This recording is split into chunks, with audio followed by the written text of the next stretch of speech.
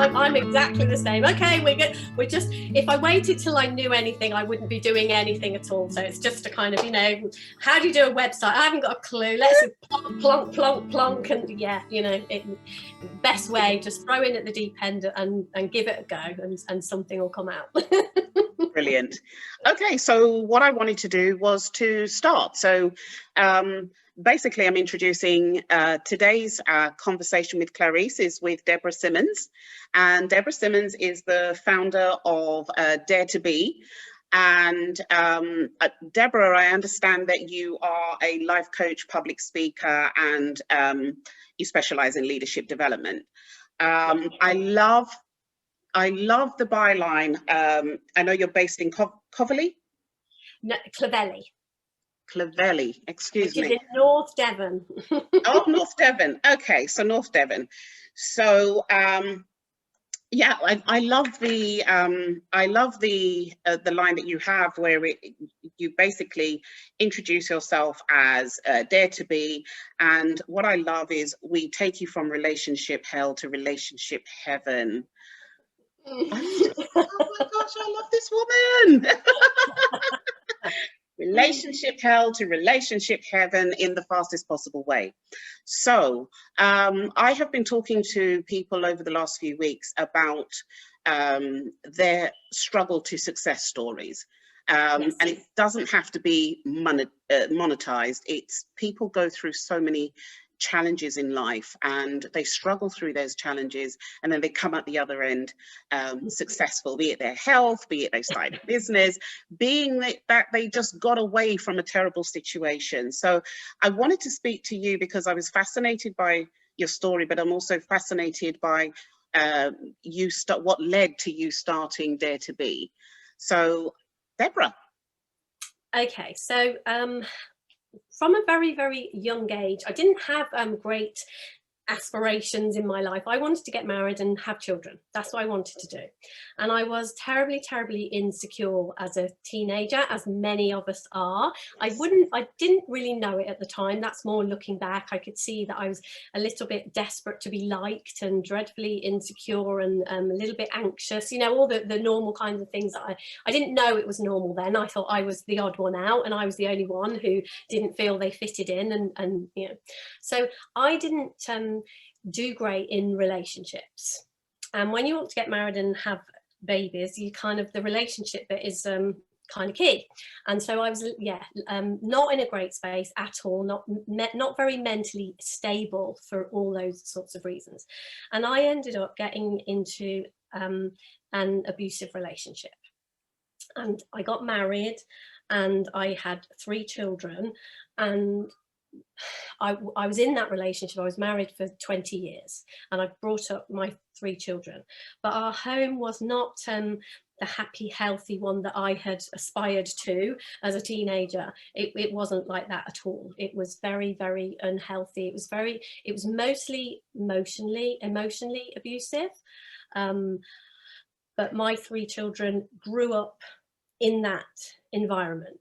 And so when my eldest daughter was 16, I sent her to live with my sister because it had become unsafe for her to be at home, because the focus seemed to have turned onto her, and my husband was being particularly abusive towards her. So rather than leave the relationship, I sent her to live with my sister, because I think, like you're saying, when you were talking about how difficult it can be to reach out for help and to speak to authorities, and you know, I felt stupid and I felt trapped, and I didn't know how to reach out. I didn't know what to say. And weirdly, in my own way, I felt as if I spoke to people about some of the stuff that was going on, but people would come back with, you know, if I said, oh, my husband doesn't like me going out, oh, my husband's like that, he doesn't, you know, and I just thought, oh, this is me, I'm, you know, something's wrong with me.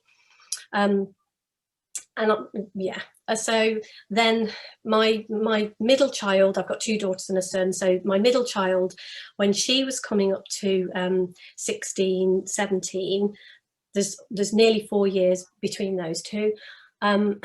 She was very different to my first daughter, and she was she questioned a lot of the rules. We had a lot of very, very strange rules in our house. We had how much toilet paper you can use when you go to the toilet, which seats you can sit on, what food you can eat, all sorts of very, very strange things. You know, when you can answer the phone, when you can't, what, all weird rules anyway.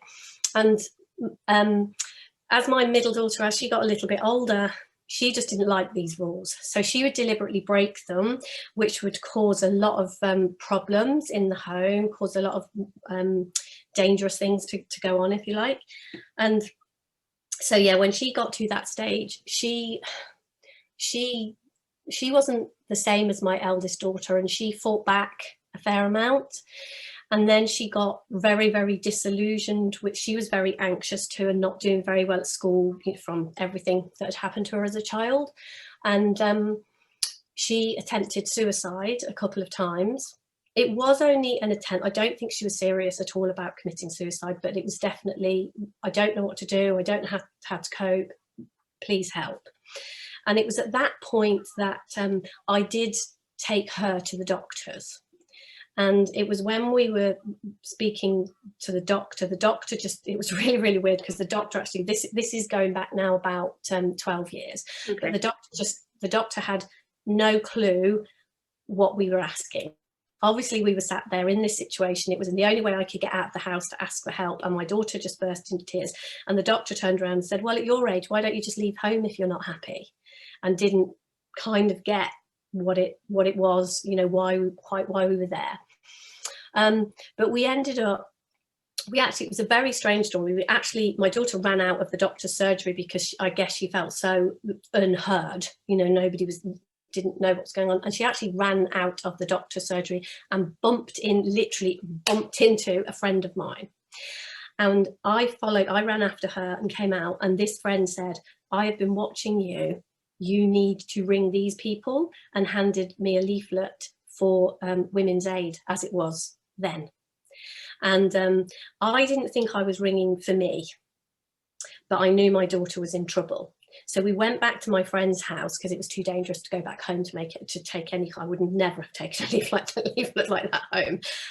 But we went to my friend's house, and I rang Women's Aid, and I said, I'm fine. I'm not in an abusive relationship or anything like that, but I just don't know what to do with my daughter. She's really, really struggling, and I can't phone from home because my husband, you know, would go mad. And so it sounds really weird now, but you know, and I actually ended up, we ended up in a women's refuge. Me and my son and my daughter, who was still at home, we went to a women's refuge. And I kind of thought that would be, once I got out of that relationship, and I had conversations with people, and I began to, first of all, when people started talking to me about an abusive relationship, I was really like, what? Who? What? It was, you know, that's how confused I was. That's how lost I was at that time. But it soon, you know, I began to join the dots and began to see what had happened, and began to see what my children had been through. And it's really, we don't realise, I don't think, how confused we are until we get clarity. It's one of those things, yeah, I'm clear, and then you get a little bit more clear and you think, oh my gosh, I wasn't clear at all, was I? So I totally understand how confusing it can be when you're in those situations, and why you do the things that seem maybe crazy to other people, and even seem crazy to you sometimes, you know, when you get a little bit of clarity, when you look and think, oh my gosh, how did I not see that? But anyway, so we had a lot of help and a lot of counselling, and all sorts of amazing people help us. But I realised that we still had a long way to go as a family, because obviously my children had been through a lot. They didn't trust me. They saw me as weak, and I was weak, and we weren't in a great situation. So I realised that I had a lot of growing and learning to do about myself, so that I could help my children. My son was 9 at the time when we went into the women's refuge. He's now just turned 23.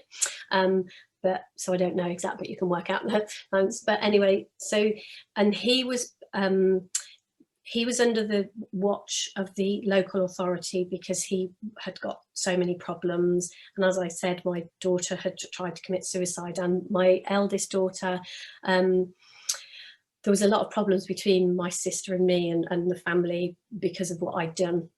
So there was a lot of bridge building to do and a lot of work to do. I thought that the minute I left the relationship, everything would just be okay, but it wasn't, you know. Yes, indeed. The one that actually prompted you to look at yourself, look at your relationship, look at your relationship with your children, and actually decide, I want better. So you were in a, what would you say? Your ex was a narcissist? How would you, because people do not, I'm finding people do not recognize the different levels of abuse.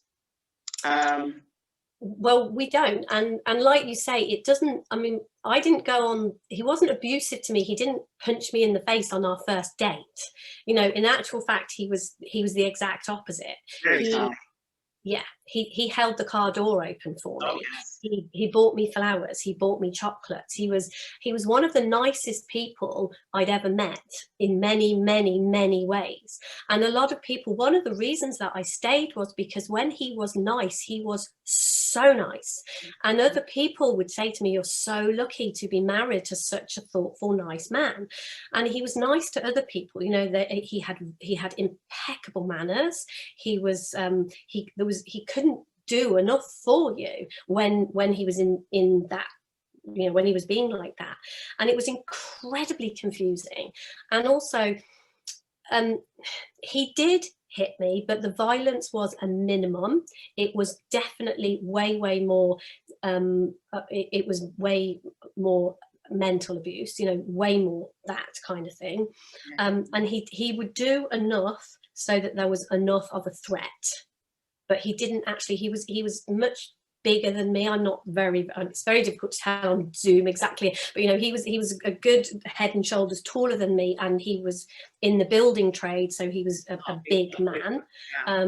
And you know, if he said no, there was no, it was a no. There was no point. You know, I had no, physically there was nothing I could do. So a threat was enough. But it was much more, and certainly in the early days, it was much more, oh, I love you so much, I want to spend time with you. Don't go and visit your mom. Don't go and see your friend. And it would be very much more, your friend, oh, I heard your friends talking about you. I heard your friends saying these things. I don't think they're really your friends. And I really love you. I love you so much, I want to protect you. I want to, you know, it was more that sort of thing, a lot more of that. Yeah. And you become, I'm not stupid. You know, I'm not the most intelligent person in the world, but I am not stupid. And yet I got really confused because he was very clever with, well, you said this the other day. Oh, and didn't you say this? And, oh, I thought you meant this. And I was just like, oh yeah, I did say that, didn't I? Oh gosh. And it would just be, I was so confused.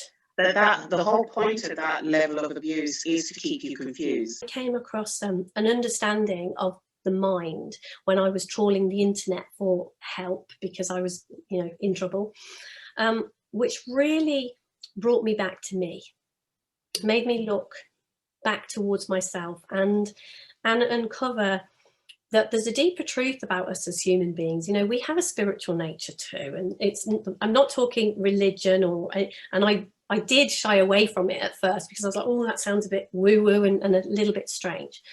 But when I began to see that we all have this like life spark within us, and no matter what we go through, no matter what, that spark is there.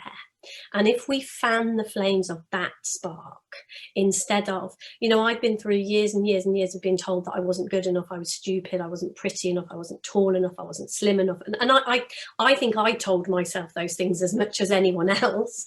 You know, I never quite measured up. But when we start fanning those flames and look for, you know, during all of that, what did you do right? actually you tried time and time again to protect your children. You stood up in areas in ways that, you know, were really difficult for me, you know. And when I began to look at what I had done right, how strong I had actually been in some way or another, and what I had actually, you know, I had 3 great children, and it was like, yeah, I'm not as useless and stupid as I can say to myself. And when I began to fan the flames of this spark that I have inside, and do the same with my children, point them back to who they truly are, to dare to be who they are, to look in that direction instead of, you know, yeah, we can mess up, we can get it wrong as human beings, you know, but we all do. But that's not who we are. We don't have to dwell on that. We don't have to look to that all the time. Yeah, and so it took a while before I was a much stronger person, and I saw so many other women in a similar position to me that, you know, lost and doing things that maybe weren't their finest hour, and not parenting great because they weren't in a great headspace.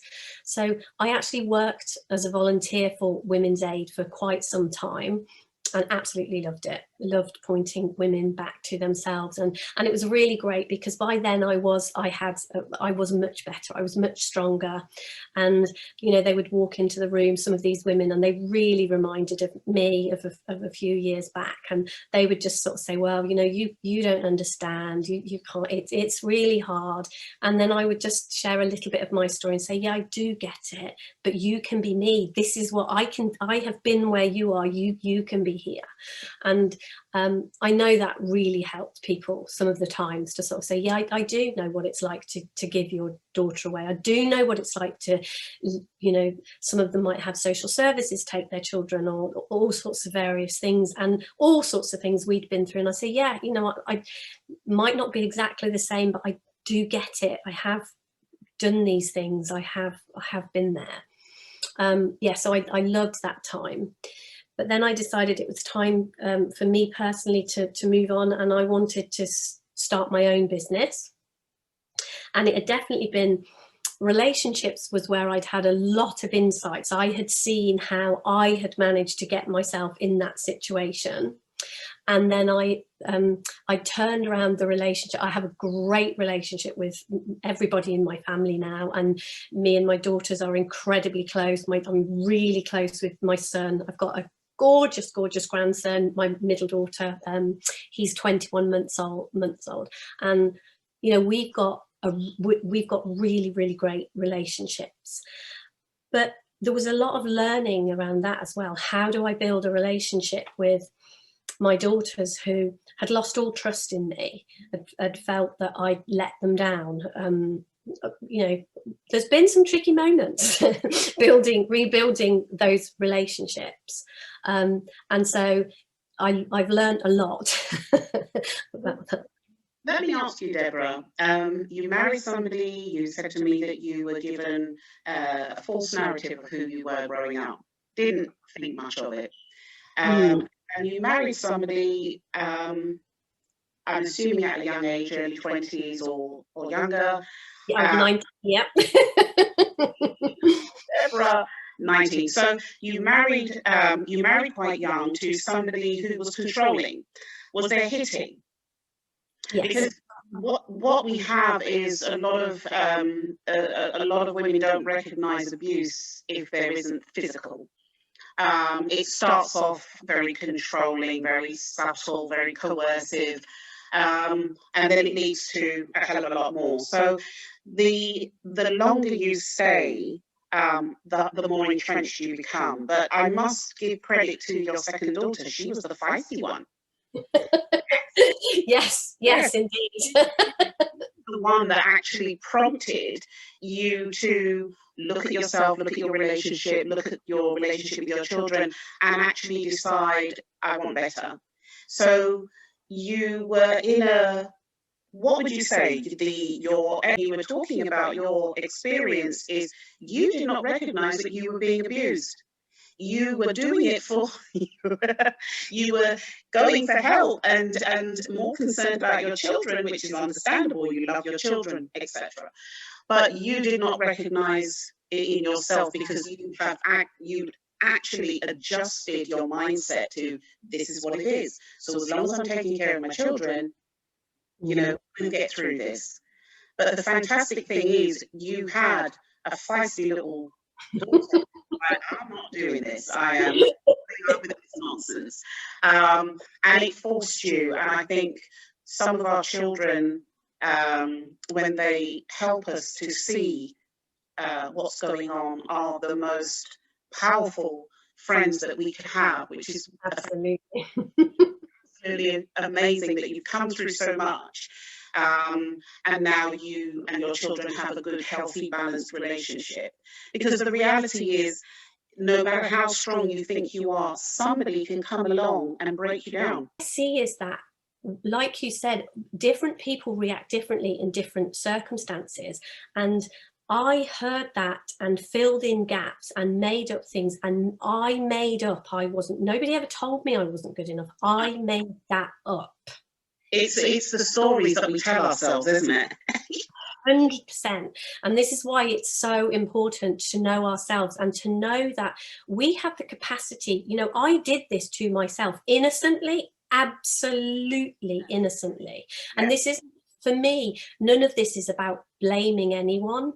This is about how can we do something different, and how can we teach our children to do something different.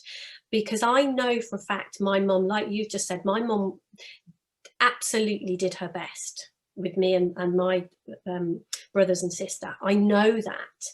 And I did my best with my children, even though I was very, very lacking in many, many ways. I did my best. I loved them.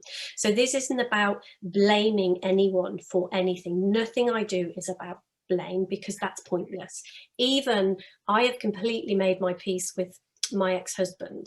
I can see that he made up stories about his childhood. He made up he wasn't good enough. He made up that everything he did happened because of the stories he told himself that he believed to be true.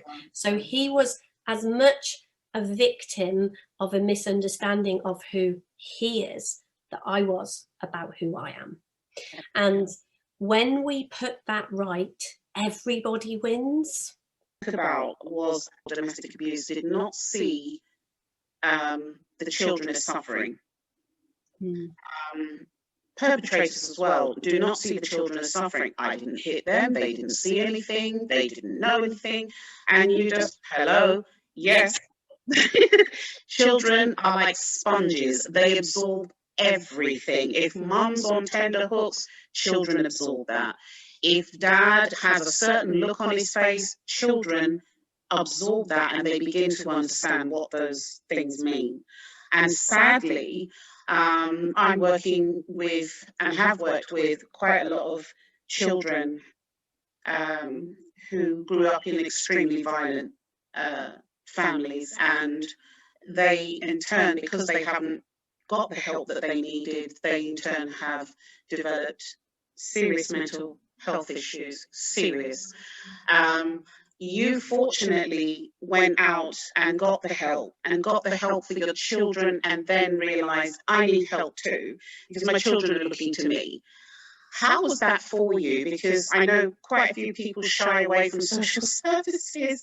I can't say that I can't dog social services, because they have a job to do, and in a lot of instances they have come to the rescue for a lot of people that I've worked with, and I'm sure you've experienced that as well.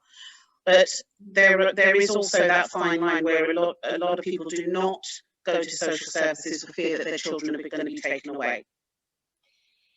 Yeah, and I was very, very fearful of that, and I was actually threatened with that with my son because of what was going on. I was very, very fortunate. I had an amazing support worker through Women's Aid. I'm still very, very close friends with her now. Absolutely amazing lady. But what happened to me was I actually remember having a moment. I actually went to there was a session with a group of ladies, with my support worker was actually taking this session with a group of us. And I actually went and told her that I couldn't do this anymore, that I was useless and rubbish and I couldn't do this anymore. And she didn't try and talk me out of it. She just said, oh, well, if that's how you feel, okay. And I walked out and I stood outside and I just kind of had this discussion with myself, and I was just like, are you going to walk away here, or are you going to walk back in and own this and do this because you know you want to be different? And I went back in. And it was around about then that I realized as well that I had to get over some of the guilt that I carried, because I was going to just punish myself, and that wasn't going to help either.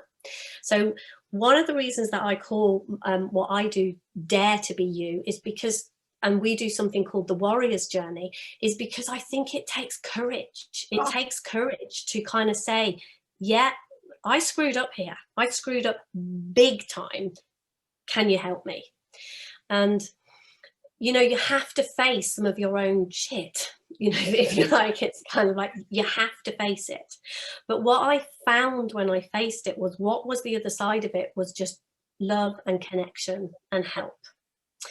And then I was really, really fortunate in that when I came across this spiritual understanding about my mind, that gave me something. When I look back at how I parented my children during my relationship, and 100%, don't ever kid yourself, your children don't know. If you are watching this, and I don't care how old they are, babies, I don't care, don't ever kid yourself, your children don't know and are not affected. No. Tell me, how long were you at Women's Aid before you decided to move on to Dare to Be Us? I volunteered for them for 4 years. Okay. And how did you find that experience? Were you giving one-to-one coaching at the time, or were you just learning the ins and outs around domestic abuse? Do you know about the pattern changing course at Women's Aid? Tell me, I read it and then I was just like, okay, not heard of that one. So, oh my gosh, it was amazing. So, it was a course that I did myself, you know, as a participant of the course, and it opened my eyes to all sorts of things, and was really a massive turn. It was that course that I walked out of in the middle and saying, no, I can't do this, I'm no good, that I came back. So it was a course called Pattern Changing, and basically it looks at the patterns of behavior that we get into, the things that we believe and the patterns that we get into. And it means that if we are in an abusive relationship and we do manage to get out of it, if we don't break our patterns of behavior, we are pretty much probably going to go back into a very similar relationship. It might be, you know, it might be a different version of it, but we're just going to keep repeating until we recognize our own personal patterns and dare to be us, because those patterns aren't who we are. They are fear patterns, they are insecurity patterns, they're not good for us. But until we recognize our own patterns and break them, then, you know, it's very, very difficult to do anything different. And so I used to help run the Pattern Changing because I'd had such a huge shift when I'd done it, and so I was, you know, great. I loved it, and so and me and Tina, who was my support worker, who then I worked alongside, we updated the Pattern Changing that we ran, and we updated it and did it. So I worked, and then I would work with the women one-to-one if someone was struggling and needed a little bit of extra support or a little bit of extra stuff, I would do that. Yeah, so that was mainly what I did during those times. I ran the pattern, and sometimes I ran it as, mostly I ran it as the co-person, but towards the end I was running it, you know, I could do it with my eyes closed now. So that was what I did for the most part. And more and more as time went on, I was bringing in what I was learning And one of the things that I love to bring to the table, and still do now, because, you know, I've still got 3 children. I'm in an amazing relationship with a brilliant man now. But we live in a big farmhouse, and 2 of my nieces actually live with me and work with me, because they obviously grew up, they were my children's cousins, and they grew up thinking Auntie Deb was a waste of space, and Auntie Deb, you know, oh, and then they saw this huge change in me and got curious, and anyway, we all live together, and we run this business together. So, you know, there's 3 adult women, and then my my partner, I don't know how he goes, living in this house. And obviously then I've got my own 3 children. 2 of them live very, very close. And then there's all the COVID stuff, and who you're allowed to see and who you're not allowed to see, and all the stuff we're dealing with at the moment. So there's still stuff happens in life. You know, stuff never stops. Life doesn't stop lifing. And one of the things that I still like to do now is talk about relevant things that are going on in this moment. You know, like I shared a lot of the time when my son was going through what he was going through, and I mentioned my daughter had a baby, and there was problems and all sorts of things happened with that. And I like to share, I like to be real. I'm absolutely sold, Deborah. I mean, we're sitting here, and what you're doing with Dare2bu, I mean, the title says everything, Dare2bu. And the byline is even more phenomenal. But tell me, when you started Dare2bu and why you broke away from Women's Aid. So it was just the right time. You know, I'd done that. And it just felt right. It just felt like it was the right moment. I wanted to work for myself. I think I'd always wanted to do that. And so I just decided to set up my business, and I did the 2 because it was a volunteer role that I was doing, and I was actually a seamstress. That was what my paid work. I was actually a seamstress, and so I had kind of a group of women who I'd always talked to and coached, but just by default, really. You know, we would get around and chat, and it was just something I really, really loved to do. And so I just decided that I would set it up as a business, and I initially started running retreats, and they were just a great success. People just absolutely loved them, you know, getting away for the weekend, sitting and talking about all things, this spark that we have within, what, you know, how amazing we all are, and all that sort of thing. So they just went down a storm. And then I was doing some one-to-one coaching, and then group coaching, and that sort of thing. So it just grew from there, really, just something that I was really very, very passionate about. And like you say, a lot of what I really, really loved, actually, personally, moving away from Women's Aid, was I was free to be me. Because working within an organisation, I had restrictions of, you know, what I could do, what I could say. And I'm a great believer, don't get me wrong, I'm an absolute, the Women's Aid absolutely saved my life, and there's no way I'm bad-mouthing any of that kind of thing. But I'm a great believer in following my inner knowing. And when I'm working with someone, I like to have free reign to say what makes sense to me to say. Yes. And it was, obviously they're trying to be politically correct, and I totally understand all the regulations that they have, and totally respect that. And I definitely, it's perfect for some people, but I wanted to be able to work with my clients in the way that I wanted to work with them. I mean, there's a downside, because obviously people have to pay me now. Obviously the Women's Aid service was a free service, and I was there giving a free service. We have got a CIC, and I still do some work like that, and I would never turn if someone needs me, I'm never going to turn anyone away. But obviously what I do and running my own business, it is a paid gig. So there's that to it. But I love the freedom of being able to work with people, and if I feel somebody is ready to be pushed, I might push their buttons, and I trust my own.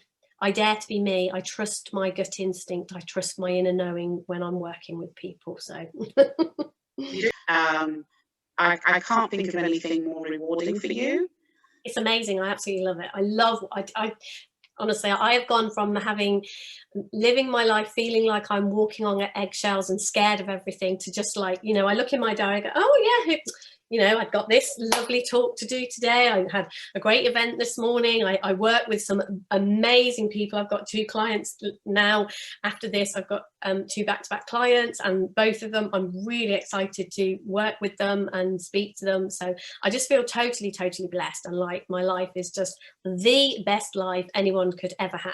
I don't feel like I'm ever doing things I don't want to do. I just love it. I think it's great. I'm really, really pleased that you decided to join me on Conversations with Chloe. It's been an absolute joy talking to you, Deborah. I absolutely love you. You're the sort of, you know, you're the sort of practitioner that makes service delivery what it's supposed to be. And I love the fact that you don't apologise for being you. I love being me. If you weren't the way you are, you wouldn't be able to deliver the service that you do.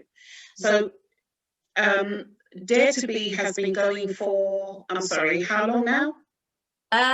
When did we start? Time just flies when you're having fun, doesn't it? It does. I think we've been doing it for about 6 years now. And how has it changed? How has it progressed? Is it by the bookings that you have, or is it just by the numbers of people that you're able to help and support? I kind of go with the flow, the people who you know, me and you have connected in this way. Who knows what's going to come from that? And at the moment, what I'm really, really getting excited about and doing is I'm actually working with people who have been through something, you know, it might be similar to me, but exactly like you're saying, people who've come out of trauma, and maybe they want to share what's happened to them and build a business, and they don't know where to start. And I'm actually, and they're sort of saying, oh, you managed to do this, you've made a success of this, how did you do it, what did you do? So I've actually started something, it's only in November, called the Heart-Led Business Academy, and I'm doing some networking events and some business just to help people who have sort of turned their lives around and now want to make that into a business, to do what I've done. So I'm loving that at the moment.